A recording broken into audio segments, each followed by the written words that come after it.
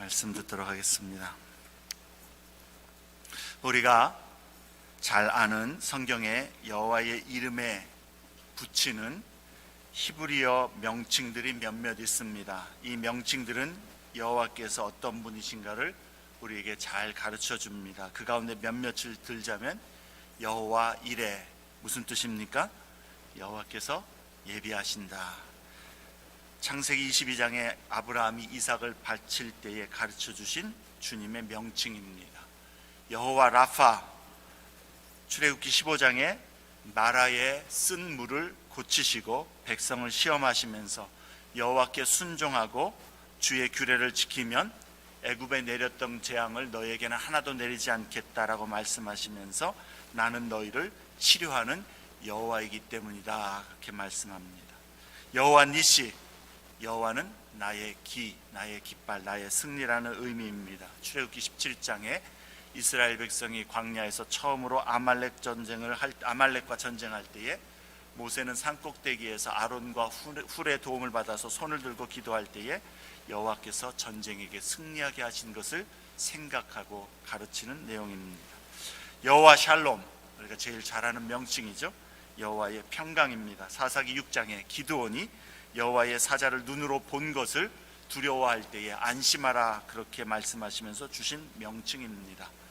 여기까지 이제 아는데 그 다음 거는 아십니까? 여호와 샴마, 뭡니까? 여호와께서 거기 계신다라는 그러한 의미입니다. 에스겔 선지서의 가장 마지막에 나오는 두 단어입니다. 여호와께서 거기 계신다. 장차 세워질 영광스러운 거룩한 도성 예루살렘의 그 모습을 그리면서 환상으로 보고 그것을 계시를 받으면서 그 새 예루살렘의 가장 특징적인 모습이 바로 여호와께서 거기 계신다라는 겁니다. 이것은 요한계시록 21장과 22장에 나오는 새 예루살렘의 가장 특징적인 모습으로도 우리에게 말씀하는 부분입니다. 하나님이 친히 자기 백성과 함께 계시는 것을 계시록에 새 예루살렘의 모습으로 기록하고 있죠. 여호와 이레, 여호와 라파, 여호와 니시, 여호와 샬롬, 여호와 샴마. 근데 오늘 여러분이 읽은 본문에서도 이러한 명칭이 나오는데 이것도 좀 기억할 수 있기를 바랍니다. 잘 모르는 명칭입니다. 7장 9절에 여호와 마케, 여호와 마케, 무슨 막기 얘기하는 게 아니고요. 여호와 마케, 여러분 기억 잘 하시라고 이렇게 얘기하는 겁니다. 여호와 마케, 나 여호와는 때리는 이, 치시는 이다, 그 말입니다. 치시는 여호와, 때리는 여호와라는 말씀입니다. 하나님이 그 공의로우신 손으로 자기 백성을 치시고 심판하시는 그러한 분이심을 가르치는 명칭입니다. 여호와의 치심은 하나님의 진노이고 징계입니다. 그러나 인간들처럼 혹은 다른 종교에서 믿는 변덕스러운 그런 신들처럼 자기의 기분에 따라서 혹은 협박하고 위협하여서 말을 듣게 하려는 그러한 강압적인 그러한 의도로 치시는 것은 절대 아닙니다. 하나님께서 치시고 때리심은 사랑하는 자녀를 올바른 생명의 길로 가도록, 그래서 멸망의 길에서 벗어나도록 교훈하시고 온전케 하시기 위한 참되고 자비로운, 그러나 또한 오랜 인내 가운데에 부드럽게 하나님께서 역사하시는 그러한 아버지의, 참된 아버지의 징계입니다. 에스겔 4장과 5장에서 우리는 에스겔의 첫 메시지를 배웠습니다. 에스겔 선지자의 메시지, 여러분 배경을 다시 한번 기억하셔야 되겠습니다. 에스겔은 바벨론으로 잡혀온 지 5년째 되던 해, 곧 주전 593년에 유대 땅이 아닌 바벨론에서 하나님의 부르심과 계시를 받았습니다. 이때는 아직 예루살렘이 건재하고 있었고 예루살렘이 파괴되지 않았던 때입니다. 그러나 에스겔은 바벨론에서 거기에 함께 잡혀왔던 유대 포로민들과 함께 지내면서 여호와께서 예루살렘을 파괴하게 하시고 멸망케 하실 것이라는 예언을 전해야만 했었던 것이죠. 바벨론에 있는 사람들에게 지금 예루살렘이 건재해 있는데 그리고 예루살렘이 건재 있기 때문에 우리가 회복될 것이라는 소망을 거기에 두고 있었는데 거기에다 대고 예루살렘을 하나님께서 심판하실 것이다, 멸망될 것이다, 그 이야기를 포로민들에게 전하도록 하신 것입니다. 그 내용이 4장과 5장의 내용인데 그 첫 번째 메시지부터 표적이 되는 이상한 행동들을 함께 하면서 전해야 됐었습니다. 그리고 이제 6장과 7장은 그 심판의 예언, 첫 번째 예언의 말씀을 점점 더 확장시켜서 적용하고 있는 것입니다. 구체적으로 그 심판의 내용을 자꾸 전해주고 있는 겁니다. 4장과 5장에서는 유다의 도성 예루살렘을 향하여 심판을 선언하라고 하나님께서 에스겔에게 명령합니다. 그런데 6장 1절에서 보면 여호와께서 에스겔에게 이스라엘의 산을 향하여 예언하라 그렇게 말씀합니다. 이 산들은 이스라엘의 땅을 가로지르는 그런 중심부입니다. 심판의 예언의 말씀이 예루살렘 도성에서 이제 이스라엘 중심 지역들로 확장된 것입니다. 뿐만 아니라 여기서 말씀하는 이 산들에는 가나안의 우상들을 섬기는 산당들과 제단들이 자리하고 있는 곳이기도 합니다.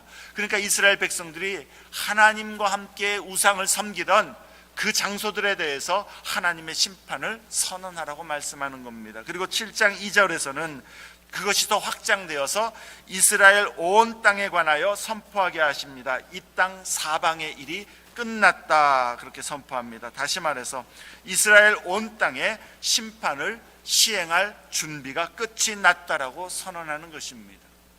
7장의 예언의 말씀은 우리가 일반적으로 아는 선지자들의 그런 일반적인 메시지와는 좀 다르다라는 것을 우리는 느끼게 됩니다. 왜냐하면 구약의 선지자들은 일반적으로 백성의 범죄와 불순종 가운데에 너희가 하나님 앞에 회개하라, 그렇지 않으면 심판이 임하게 될 것이라는 경고의 메시지였습니다. 지금 회개하지 않으면 하나님의 심판이 우리에게 올 수밖에 없어, 그러니까 회개해야 돼 하는 경고의 메시지였는데 7장 에스겔의 메시지는 다릅니다. 회개하기에는 이제 너무 늦었다라는 겁니다. 이미 끝이 왔도다라고 그렇게 선언합니다. 2절에 사방의 일이 끝났도다 이야기합니다. 5절과 6절에도 재앙이로다, 비상한 재앙이로다, 그것이 왔도다, 끝이 왔도다라고 선언합니다. 7절에도 정한 재앙이 내게 임하도다, 10절에 그날이로다, 임박하도다, 12절에 때가 이르렀고 가까이 왔다 그렇게 말씀합니다. 아직 그 심판이, 멸망이 경험되지 않았어도 이미 여호와의 날 심판의 재앙이 결정되었다. 더 이상 돌이킬 기회는 없어졌다. 그 심판이 이제 실행되어지는 것만 남았는데 그것을 이루시는 그 여호와의 날이 임박하여 곧 우리에게 임할 것이다라는 그런 선언입니다. 여호와의 날 혹은 그날이라고 말씀하는 것, 성경에서 그것을 심판의 날을 의미합니다. 여호와의 심판의 날. 그런데 이스라엘 백성에게 여호와의 날은 하나님의 백성이 어려움과 고난을 겪고 있는 시기에 여호와께서 오셔서 이스라엘의 원수들, 그들을 고난 가운데, 억압 가운데에 그렇게 괴롭게 하는 그 열방들을 심판하러 오시는 그날로 인식되어져 있었습니다. 그러니까 이스라엘 백성들이 여호와의 날을 기다린다는 것은 하나님께서 이제 자기 백성을 구원하시기 위하여서 오셔서 자기 백성을 괴롭히던 그 원수들에게 보복을 해주시고 그들의 행위대로 그대로 갚아주시고 자기 백성을 구원해 주시고 그 억울함을 신원해 주시는 참으로 사모하는 날이요 기대가 되는 그런 복된 날이라는 것입니다. 이것이 구약의 백성들이 가졌던 여호와의 날에 대한 일반적인 개념입니다. 그런데 에스겔은 그 여호와의 날이 곧 임할 것인데 여호와께서 오시는 것은 이스라엘을 위해서 오시는 것이 아니라 이스라엘을 심판하시기 위해서 오시는 두려운 날로 선언하고 있다는 것입니다. 에스겔의 예언대로 하나님은 바벨론을 들어서 하나님의 언약에 불순종하고 계속해서 하나님의 말씀에 선지자들을 보내서 경고하였던 그 말씀에 돌아서지 아니하고 배반한 이스라엘을 징계하심으로 여호와의 날이 그들에게 임하게 하셨습니다. 예루살렘 성은 파괴되고 성전은 다 무너지고 사람들은 다 포로로 잡혀가 하나님의 심판 여호와의 날을 경험했습니다. 그러나 선지자들이 예언하던 그 여호와의 날의 완전한 도래는, 완전한 성취는 그 바벨론으로 잡혀가던 그날 그 사건으로만으로도 다 이루어지지는 않았다는 것을 우리는 기억해야 합니다. 이것은 신약 시대의 하나님의 백성들에게도 적용되고 남아있는 장차 주님께서 이루실 완전한 심판과 완전한 보복의 날, 구원과 신원의 날이 우리 앞에 남아 있다라는 것입니다. 그날이 바로 예수 그리스도께서 재림하시는 날이요, 그날에 선지자들이 예언했던 모든 공의로운 심판과 하나님의 백성의 완전한 구원과 하나님께서 정의롭게 자기 백성들을 위하여 신원하여 주시는 그 일들이 성취되게 될 것이요, 그래서 예수 그리스도께서 다시 오시는 그날이 완전한 여호와의 날이 될 것입니다. 그때의 성경은 하나님께서 각 사람을 심판하실 것인데 그 행위대로 심판하실 것을 말씀하고 약속합니다. 그대로 보응하시겠다라는 거예요. 그날에는 각 사람의 숨겨졌던, 그리고 보응을 받지 않았던, 이 세상에서 그런 일이 얼마나 많습니까? 잘못하고 죄를 저질렀고 정말 못된 짓을 했어도 이리저리 빠져나가고 숨기고 드러나지 않고 권력을 통해서, 돈을 통해서 그렇게 공의로운 심판을 받지 않았던, 징벌을 받지 않았던 그러한 모든 불의와 모든 죄악과 모든 행위에 대하여, 모든 사람에 대하여 하나님의 공의롭고 정의로운 심판과 형벌이 이루어질 것이라는 것입니다. 아무도 빠져나갈 수가 없고, 아무도 감출 수가 없고, 아무도 변명할 수가 없습니다. 하나님께서는 세상과 죄인과 악과 불의를 남김없이 심판하실 것이고 공의롭게 그 모든 행위대로 갚으실 것입니다. 그게 우리 주 예수 그리스도께서 오시는 심판의 날입니다. 그러나 한 가지 여러분, 우리가 기억해야 합니다. 하나님의 심판의 시작은 주님의 백성으로부터 시작된다는 사실입니다. 교회로부터, 신자들로부터 시작될 것입니다. 그때에 알곡과 쭉정이가 나뉘어질 것입니다.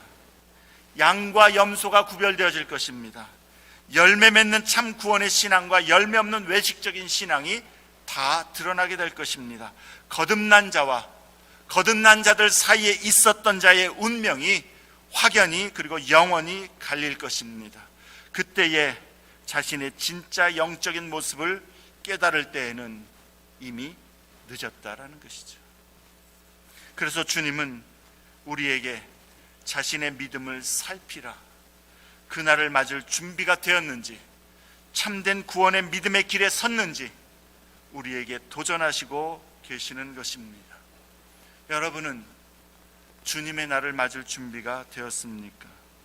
여러분의 믿음은 구원의 날에 하나님 앞에서 구원을 얻게 될 참 믿음입니까? 우리의 믿음을 우리는 어떻게 점검해야만 되겠습니까?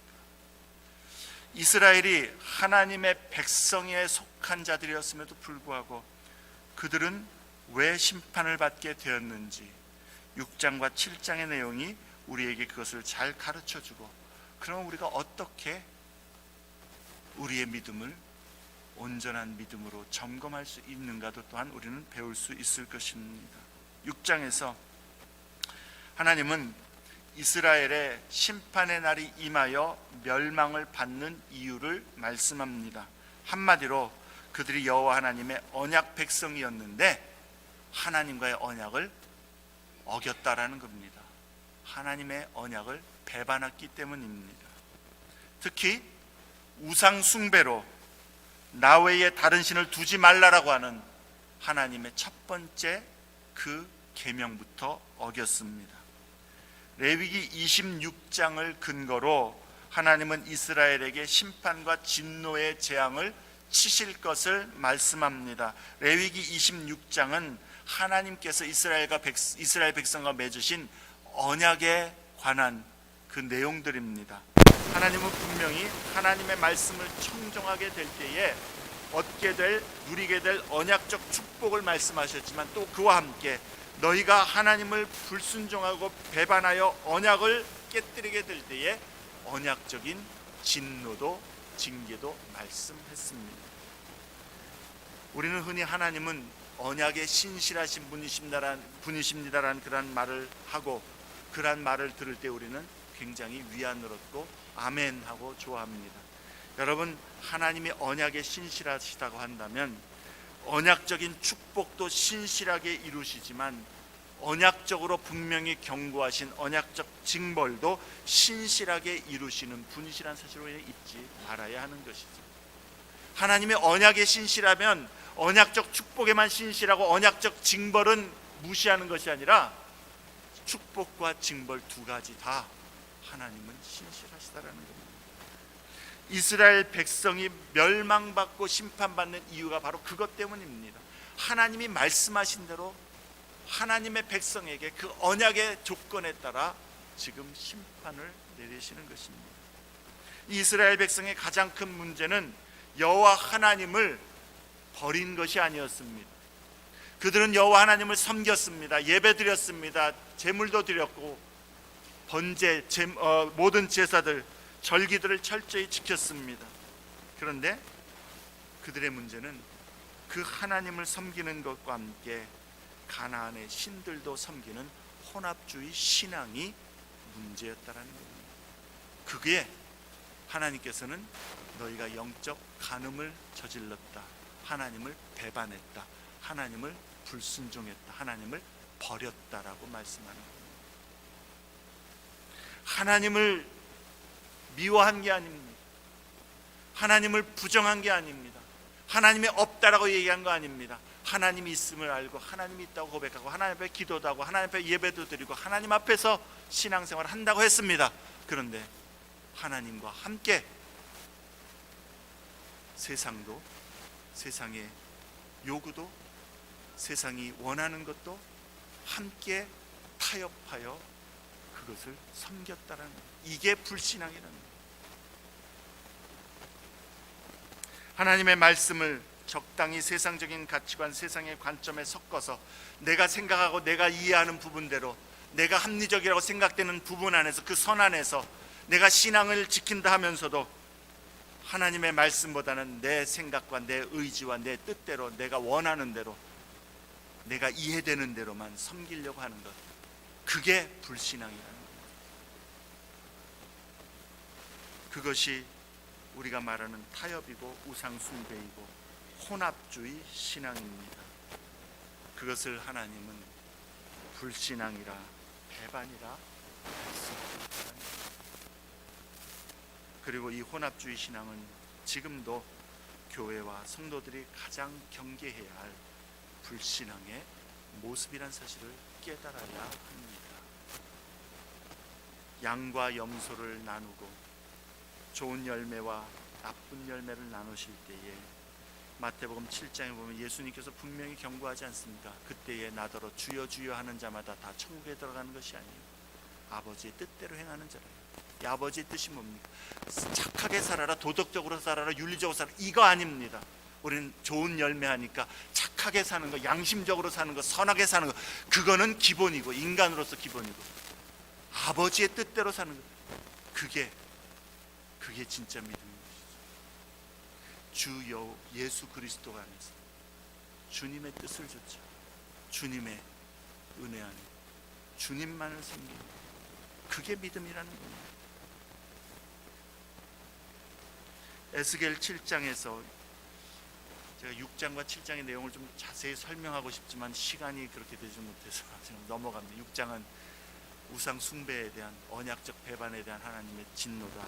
7장에서 하나님께서 이제 그들에게 보응하시는데, 심판하시는데 그들의 행위대로 갚으실 것을 말씀합니다. 근데 그 심판이 모든 사람들에게, 그 심판은 완전하고 빠짐이 없게 임하게 될 것을 말씀하고 있는 것이죠. 그때에 사람들은 자신들이 하나님과 함께 이것이 내게 유익할 것이라고, 이것이 내게 안전이라고, 이것이 내게 만족이라고, 이것이 내게 행복이라고 여겼던 것, 붙들었던 것, 하나님의 말씀을 타협해서 하나님과 함께 같이 이것도 내가 누리고자 했던 그런 모든 것들이 자신을 구원할 수 없을 것이고, 자신들의 힘으로 여호와의 심판을 준비한들 주 예수 그리스도 이외에, 하나님을 의지하는 것 이외에 준비했던 모든 것들은 다 소용이 없게 될 것을 말씀합니다. 그들이 여호와 하나님 대신에 함께 의지했던 것들이 여호와의 심판의 날에는 그 무엇도 무용지물이 될 것이라는 겁니다.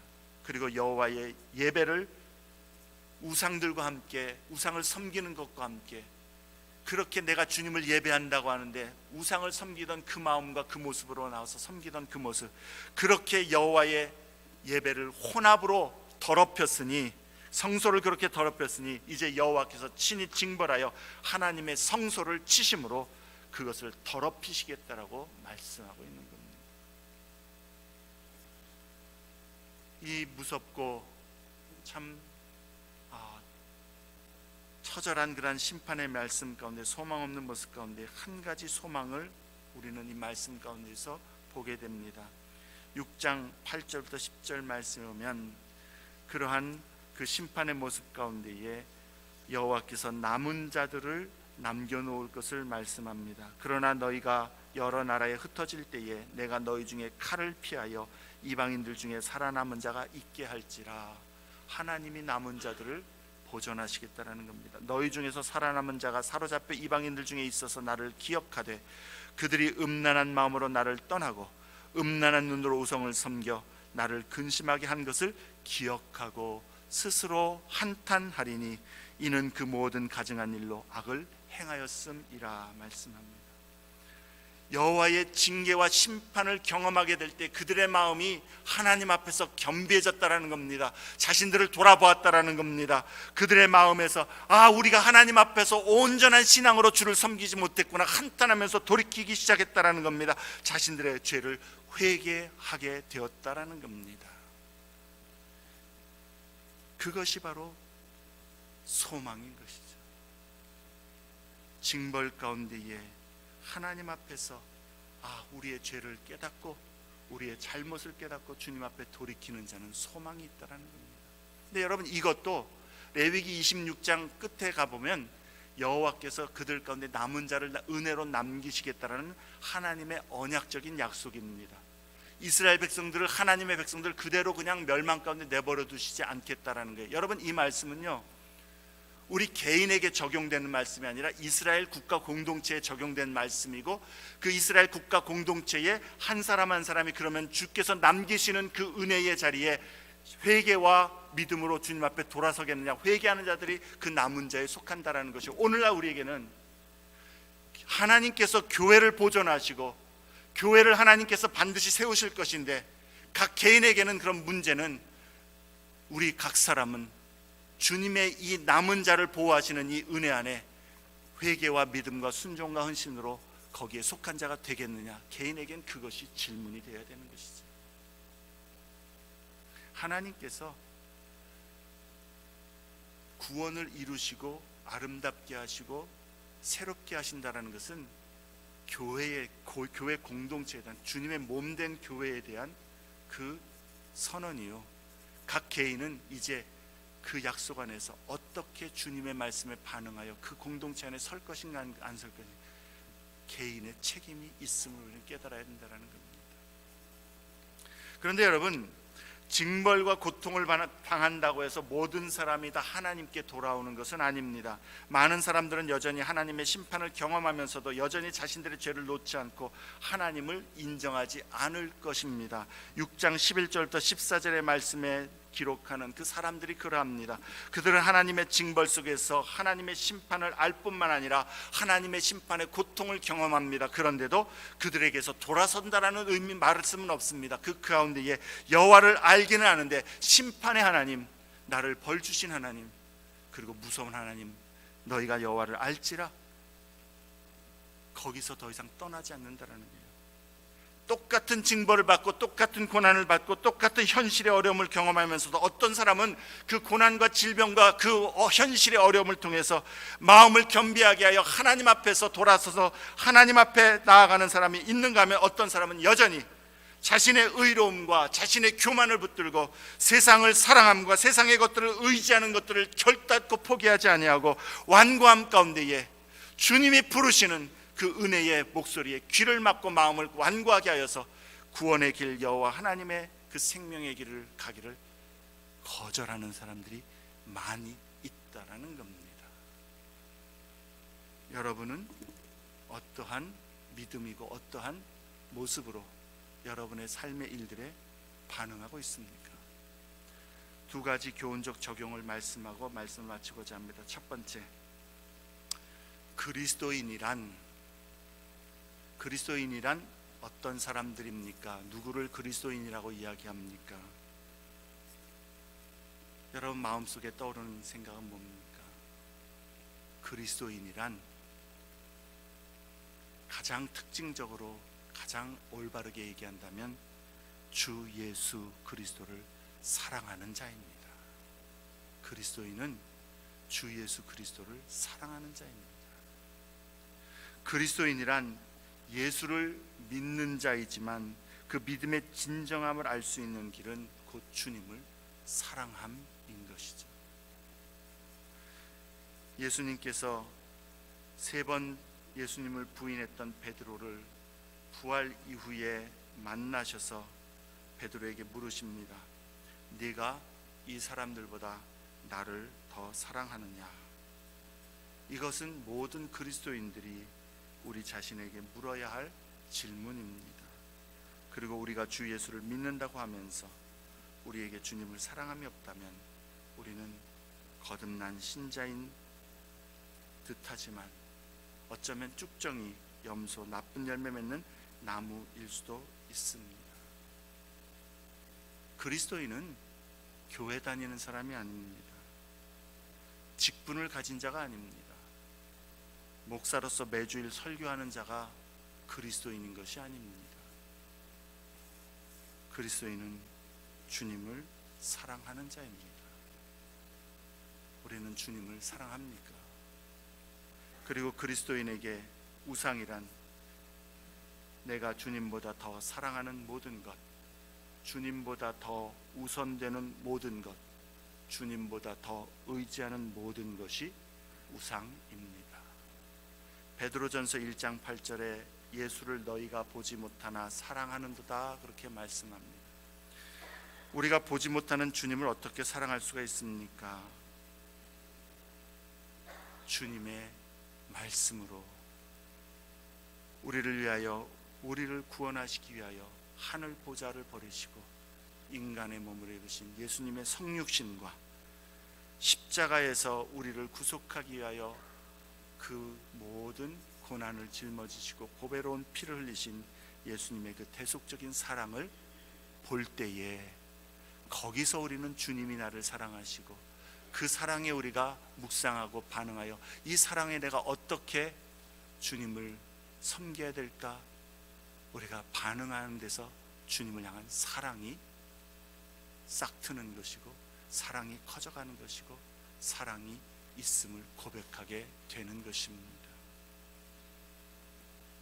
그 대속의 십자가 은혜 안에서 나를 구원하시고 영원한 생명을 주신 예수님, 그 주님께 그러기 때문에 실제로 내가 주님의 것입니다. 내 삶이, 내 생명이, 내 모든 것이 주님의 것임을 알기에 그 주님께 날마다 믿음과 순종으로 나아가기를 원하는 것입니다. 물론 우리는 오늘도 여전히 부족함과 죄성과 우리의 욕심과 우리의 자아가 살아서 우리를 계속해서 끌어당기고 우리로 정말 내가 원하는 대로 내가 뜻하는 대로 살고자 하는 그러한 소욕들이 계속해 있음을 인정할 수밖에 없습니다.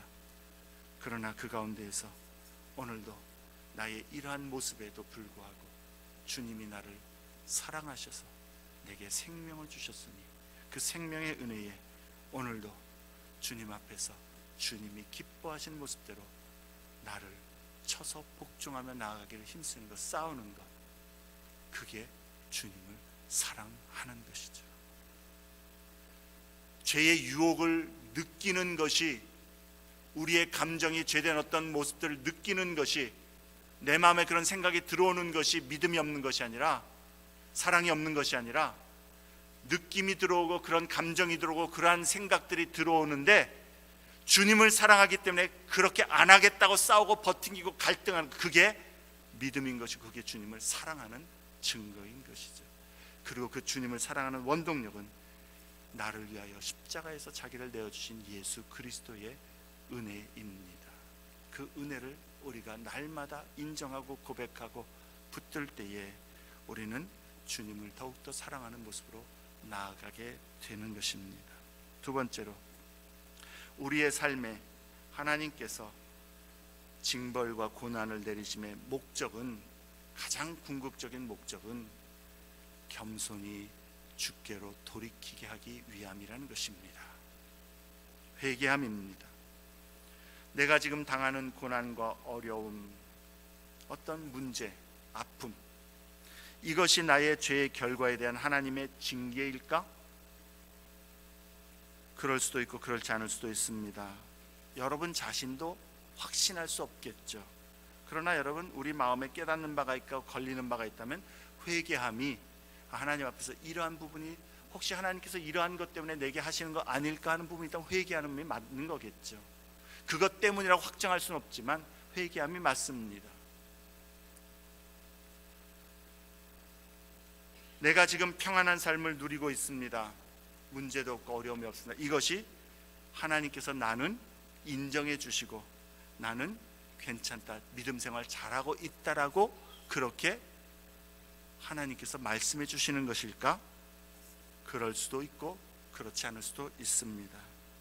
그러나 한 가지, 내가 하나님 앞에서 하나님 앞에 온전하고 주님을 기쁘시게 하는 삶에서부터 멀어져 있고 내 마음이 계속 세상을 향하고 주님이 기뻐하시지 않는 것 알면서도 붙들고 있는데도 잘 되고 있다면 그건 복이 아니라 그것은 화입니다.